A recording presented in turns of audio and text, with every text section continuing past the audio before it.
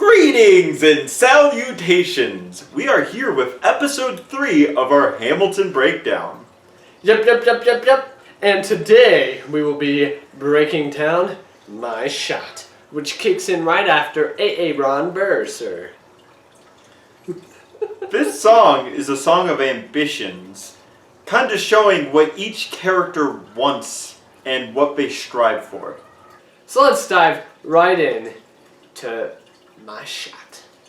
Song Synopsis!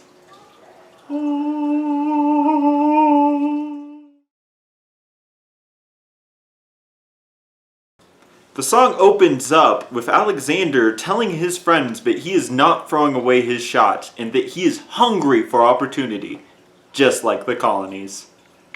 He also continues by saying that he's going to get a scholarship to King's College, and basically how astonishingly intelligent and knowledgeable he is. He says that his main goal is to take the idea of revolution and fan it into a successful country.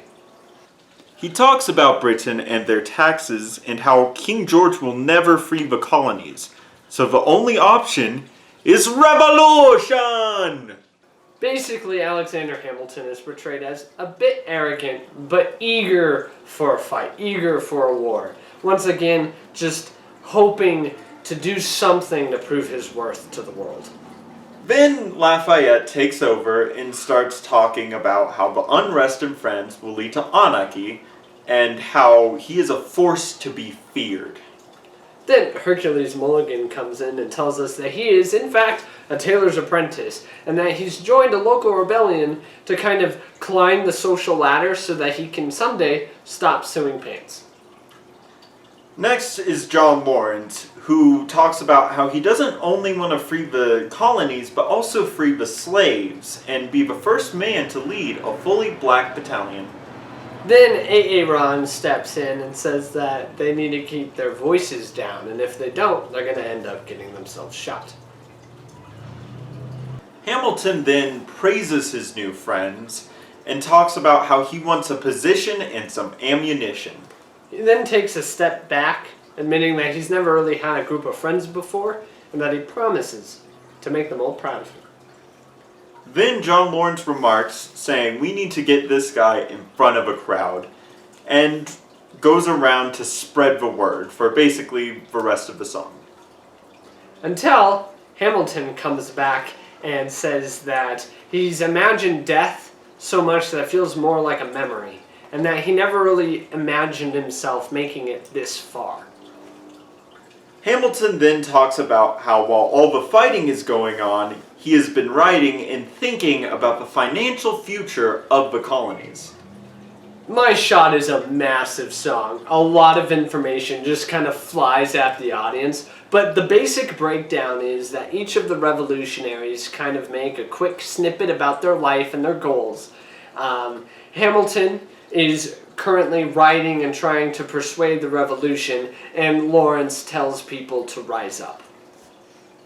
You guys know what comes next. Historical synopsis.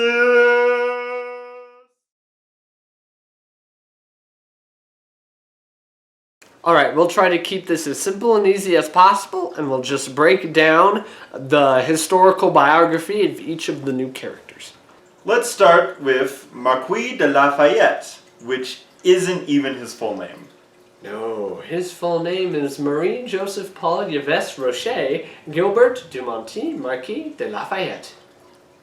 God bless the French. Monsieur Longname was born in 1757 and was yet another young orphan. His father passed away during the 7-Year War before Lafayette was even 2 years old, and then his mother and grandfather passed away when he was 12. At the age of 14, Lafayette joined the Royal Army and was lucky enough to marry into a wealthy family at the age of 16.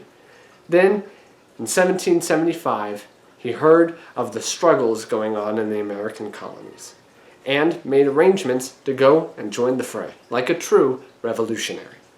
He arrived in South Carolina in 1777 and quickly became a part of the Revolution, serving under George Washington. We then go to Hercules Mulligan, who was born in the only place where a name that awesome can exist, Ireland, in 1740. He then immigrated to New York, where he established his own tailor shop that was very successful. He mainly served British people who were very wealthy, although he did not support Britain. In fact, he joined many groups that openly opposed Britain, including the Sons of Liberty. Remember last time when we said that the three men collectively weren't very close friends? Well, though that may have been true, Hercules and Hamilton did have a pretty strong bond. In fact, when Hamilton came to New York City to attend college, he actually did live with Hercules Mulligan for a period of time. The young man quickly kind of took on Hercules' revolutionary spirits and started working under him to kind of work towards revolution. Although not a native to the colonies, Hercules Mulligan showed his patriotic spirit 10 years before the war even began, and eventually became a very influential part of the war. And now, for John Lawrence, the only born and raised American out of these three. He was born in 1754 in South Carolina and joined the Revolution pretty quickly. His father was even the president of the Continental Congress, and later, John Lawrence would serve as Washington's personal secretary. He would also serve under George Washington along with Hamilton and Lafayette. And then there's Hamilton, who claims to be writing this time, which he is. Later he joins Hercules Mulligan with the Sons of Liberty. At the age of 18, he starts writing essays defending the revolution. So, all of these men are revolutionary spirits. They all have their own goals and their own ideals that set them on the path towards revolution.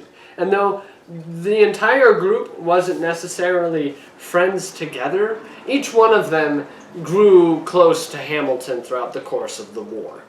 Well, I think that's all for this video. Please join us next time when we talk about the Schuyler sisters. And if you want to see more, go to the channel and check out the other parts of this series. Or, if you want something a little bit different, we have like short sketches on there as well. Also, don't forget to like and subscribe, and let us know what you think about these videos in the comments below.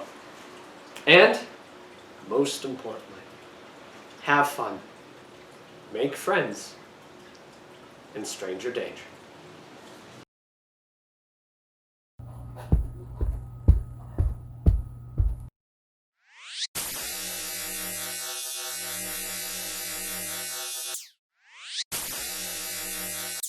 Is your long name